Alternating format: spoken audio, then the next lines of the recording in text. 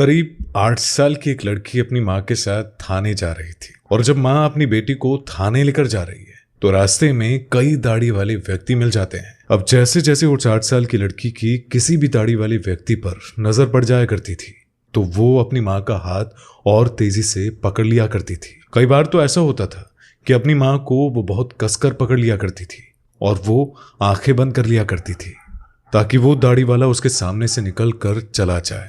यूं करते करते थाने पहुंचते पहुंचते वक्त लग जाता है और कई दाढ़ी वाले उसे मिल जाते हैं। माँ ये समझ नहीं पा रही थी कि आखिरकार बात क्या है। अब जैसे वो थाने के अंदर दहलीज में कदम रख रही है तब भी वहां एक दाढ़ी वाला व्यक्ति खड़ा हुआ था और उस लड़की ने उस दाढ़ी वाले व्यक्ति को जैसे ही देखा अपनी माँ की उसने गोद में गोदी भर ली और बस उससे चिपक कर वो छूटना नहीं चाह रही थी। माँ समझ जाती है कि आखिरकार बात क्या है। वो पुलिस वालों के सामने ये बात बताती है कि जब भी ये किसी दाढ़ी वाले को देखती है तो डर जाती है, सहम जाती है। साहब, मैं कार्यवाही करवाने के लिए आई हूं।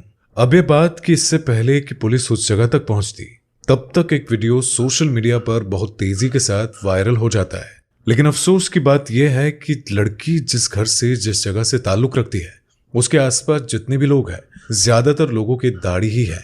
यदि कोई बड़े लोग हैं तो खासकर दाढ़ी है। अब ऐसी कंडीशन में वो दाढ़ी वाले व्यक्ति को भुला पाएगी या नहीं भुला पाएगी? जो दर्द उसे दाढ़ी वाले व्यक्ति ने दिया है उस दर्द के साथ पूरी जिंदगी कैसे जिएगी? इस तरह के कई सवाल है जो उस लड़की का हमेशा पीछा करते रहेंगे। आखिरकार उस लड़की के साथ हुआ क्या था? क्यों दाढ़ी वाले से वो इतना डर जाती है? इसी वजह से आज की कहानी के माध्यम से यही समझाने की और जानने की कोशिश करते हैं। आज की जो सच्ची घटना मैं आपको सुनाने जा रहा हूं ये सच्ची घटना है उत्तर प्रदेश के कानपुर सिटी का। एक मोहल्ला है गवाल टोली का जिसकी मैं बात कर रहा हूँ। 9 अगस्त 2024 की शाम लगभग 7:30 बजे के आसपास का वाकया था। लड़की अपने घर के बाहर टहल रही थी, घूम रही थी, खेल रही थी। जैसे ही 7:30 बजे के आसपास का वक्त था तो इसी बीच में एक व्यक्ति जिसकी उम्र लगभग 70 साल के आसपास होती है वो व्यक्ति उसे प्यार से मौलाना मुख्तार के नाम से बुलाया करते हैं। मौलाना मुख्तार या उर्फ मौलाना चाचा के नाम से बुलाते हैं। हालांकि वो मौलाना नहीं है लेकिन 5 वक्त की नमाज पढ़ता है मस्जिद के अंदर जाकर, इसीलिए उस व्यक्ति को लोग मौलाना ही कहते हैं और वो पूरा मोहल्ला उसे मौलाना के नाम से ही जानता है, पहचानता है। 7:30 बजे के उस वक्त में वो व्यक्ति एक दुकान पर जाता है और दुकान पर जाने के बाद चॉकलेट लेता है और चॉकलेट लेकर अपनी जेब में रख लेता है। अब जो 8 साल की लड़की अपने घर के बाहर खेल रही थी या टहल रही थी उसी लड़की के पास ही जाता है, उसे बुलाता है और पुचकारते हुए उसके सर पर हाथ फेरता है। कहता है कि बेटी तुम चॉकलेट खाओगी? तो वो लड़की चॉकलेट देखने के बाद खुश हो जाती है और खुश होने के बाद ही चॉकलेट ले लेती है। तभी वो व्यक्ति उससे कहता है कि अगर कोई दिक्कत ना हो तो मेरे घर में बहुत सारी चॉकलेट रखी हुई है, चलो मेरे साथ चलो। अब उसने उस लड़की का हाथ अपने हाथ में पकड़ा और पकड़ने के बाद अपने घर जाता है। घर की अपनी दहलीज को पार करने के बाद जैसे कमरे के अंदर जाता है तो इसी बीच में सबसे पहले उसने अपने जो कपड़े पहने थे उन कपड़ों को उतारता है और फिर उस लड़की के भी तन के जितने भी कपड़े पहने हुए थे उन कपड़ों को भी उतारता है। लेकिन इससे पहले कि वो उसके साथ जैसे हरकत करना शुरू किया था, जैसे ही उसने उसके साथ गंदी हरकतें, उसको छूना और उसको बुरी नीयत के साथ उसको कुछ करना चाहता था, तभी उसका जो मेन डोर था तो मेन डोर पर बहुत तेजी के साथ ऐसा लग रहा था कि जैसे धमाका सा होता है, क्योंकि किसी ने बहुत तेजी के साथ उस दरवाजे पर लात मारी और एक ही लात में वो दरवाजा खुलकर गिर जाता है। अब जैसे ही गिरता है तो उसके बाद फिर बहुत सारे लोगों की संख्या इस घर के अंदर आती है और जैसे ही लोग आते हैं तो लोगों को देखकर वो लड़की बुरी तरह से डर जाती है, सहम जाती है। अभी तक वो समझ नहीं पा रही थी कि आखिरकार उसके साथ क्या हुआ है। ये व्यक्ति उसको नग्न अवस्था में रखने के बाद उसके साथ ये क्या करने वाला था, या खुद ये जो नग्न हुआ था उसके साथ क्या करने वाला था। 70 साल का वो बूढ़ा, एक आंख उसकी खराब थी, दाढ़ी उसकी लंबी सी होती है, सर पर टोपी रखी हुई थी और वो व्यक्ति उसके साथ ऐसी हरकतें कर रहा था। दरवाजा खुलते ही जैसे ही लोगों ने उस व्यक्ति को पकड़ा उसके बाद उसको पीटना शुरू कर दिया। अब उस व्यक्ति को जैसे ही पीटा तो उसके बाद यहां से सूचना पुलिस तक पहुंच जाती है। पुलिस इससे पहले कि मौके पर आती, इससे पहले एक वीडियो था जो सोशल मीडिया पर बहुत तेजी के साथ वायरल होने लगता है। जैसे वीडियो तेजी के साथ वायरल होता है इसी बीच में पुलिस के आने से पहले ही उस व्यक्ति से जब लोग बातचीत कर रहे थे, उसे पीट रहे थे, तब उसने दुहाई देनी शुरू की और उसने कहा कि मैं आपका ही साथी हूं, मुझे गलती हो गई है, मुझे माफ कर दो। वैसी गलती नहीं हुई, इस लड़की ने मेरा मोबाइल चोरी कर लिया था, मैं तो बस देखना चाह रहा था कि मोबाइल कहां पर है, यानी कि उसने एक ऐसा बहाना लिया जिससे कई लोगों को यकीन भी होने लगा था कि वाकई सचमुच इस लड़की ने शायद मोबाइल चोरी किया होगा। लेकिन मोबाइल को देखने के लिए उसने उसके तन के कपड़ों को उतार कर उसके साथ वो गंदी हरकतें कर रहा था। लेकिन वो लोग जो घर के अंदर मौजूद थे वो ये नहीं जानते थे कि ये जो वाकया हुआ है ये सब कुछ एक कैमरे में, एक मोबाइल में कैद हो चुका है। दरअसल पुलिस मौके पर आती है। जब पुलिस मौके पर आती है तो उसके बाद फिर इस लड़की की मां भी आ जाती है। अब ये तमाम लोग इकट्ठा होने लगते हैं। आखिरकार कुछ लोग तो इतने गफलत में थे कि वो समझ ही नहीं पा रहे थे कि आखिर हुआ क्या है। सभी ये जानना चाह रहे थे कि आखिरकार इस घर के अंदर ऐसा क्या हुआ है। अगर हम इस घर के बारे में बात करें तो जो व्यक्ति है जिसका नाम मौलाना मुख्तार उर्फ मौलाना चाचा है, इसके 2 बेटे होते हैं। बड़ा बेटा इसका मुंबई में रहकर नौकरी करता है, छोटा बेटा घर से बाहर टहलने के लिए गया हुआ था। अब जो इसकी पत्नी है, इसकी बीवी है, वो महिला अपने किसी रिश्तेदारी में दवा के लिए गई हुई थी। साथ ही घर में 3 लेडीज होती है जिसमें कि उसकी एक पोती होती है, एक बेटी होती है और साथ ही उसकी बेटी की बहू होती है जो कि ऊपर के मंजिल पर थे। और ये जो सब कुछ अभी तक हुआ है वो ग्राउंड फ्लोर पर घर के अंदर हुआ है। इसी बीच में किसी व्यक्ति ने आकर पुलिस को वीडियो दिखाया और जब वीडियो दिखाया तो पुलिस ने पड़ताल करना शुरू किया।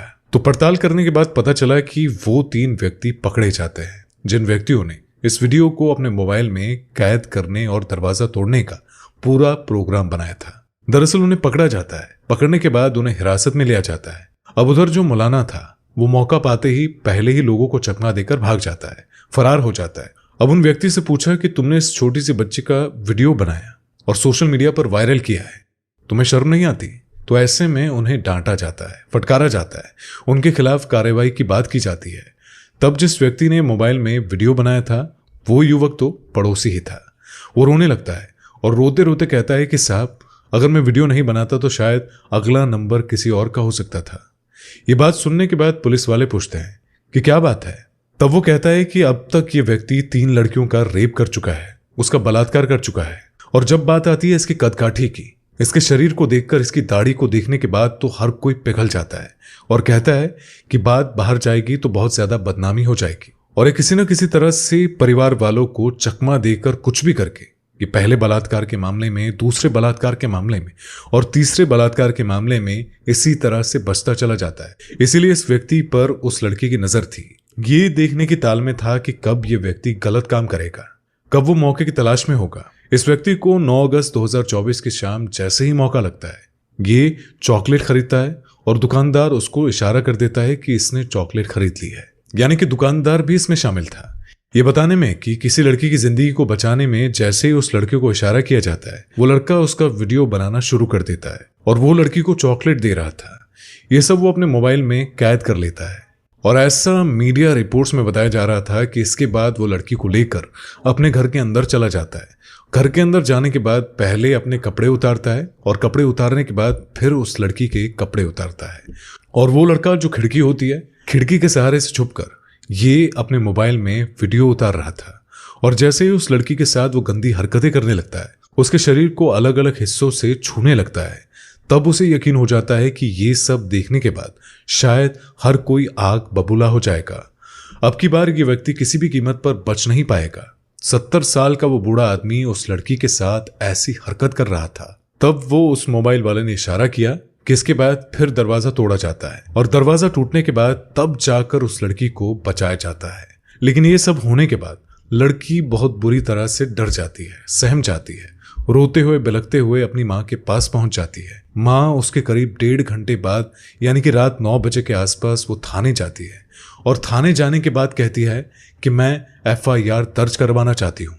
जब जब लड़की माँ के साथ थाने जा रही थी, हर दाढ़ी वाले व्यक्ति को देखने के बाद वो डर जाती है क्योंकि उसे हर दाढ़ी वाला व्यक्ति एक जैसा ही दिखाई दे रहा था और वो परेशान थी, बदहवास जैसी स्थिति में थी। जब महिला कांस्टेबल उससे बातचीत कर रही थी तब भी वो शायद उस लड़की की नजर एक दाढ़ी वाले पर पड़ जाती है। इसी बीच में हालांकि इसकी मां को यह भी समझाया जाता है कि ये मामला खत्म करो। इससे पहले भी 3 मामले ऐसे ही निपटा दिए गए, लेकिन मां ने कहा कि मैं नहीं चाहती कि अगली कोई और बेटी हो। अब इस व्यक्ति के खिलाफ इतनी बड़ी कार्रवाई होनी चाहिए कि किसी भी कीमत पर यह सलाखों से बाहर नहीं आना चाहिए। लेकिन वो लडार पुलिस की पकड़ से, पब्लिक की पकड़ से भाग चुका था। अब इस महिला ने जिस तरह की बातें की उसके बाद FIR दर्ज होती है। इस बुजुर्ग के खिलाफ FIR दर्ज होने के बाद 5 टीमें गठित की जाती है और गठित करने के बाद उसको हर एक हिस्से में तलाश किया जाता है, जहां जहां तक उसकी पहुंच थी, जहां जहां तक वो जा सकता था।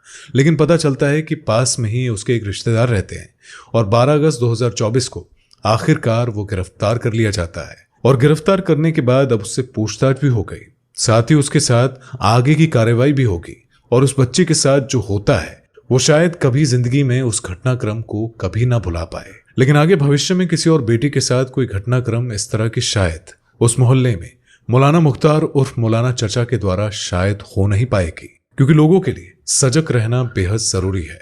दोस्तों, इस मामले में पुलिस ने उस आदमी को गिरफ्तार करके जेल भेज दिया और आगे की कार्यवाही चल रही है।